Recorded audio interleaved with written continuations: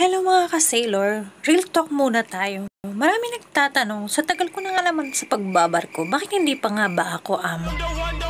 Siguro dahil kung ikaw ay political correct, hindi ka aayon. At usually, it's not what you know, it's who you know or who they know. Basta sa akin, may kanya-kanya rin naman tayong choice. Siguro para sa akin, at kung anong meron ako ngayon ay masaya ako. Supportive and loving husband.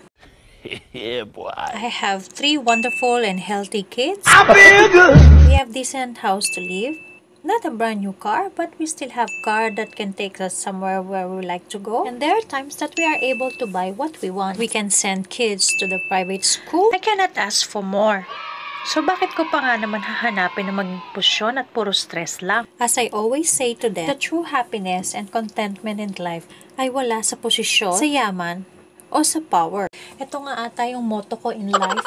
Mas gusto ko nang naka 3-in-1 coffee ako sa aming terrace or patio. I have wonderful family and husband, which I can tell, masarap pala yung 3-in-1 coffee. Kesa doon sa nakaupo sa isang sosyal at magarang coffee shop, umiinom ng mamahaling coffee. And yet, wala pala akong kasamang masabihan man lang kung gaano kasarap yung kapeng mamahalin.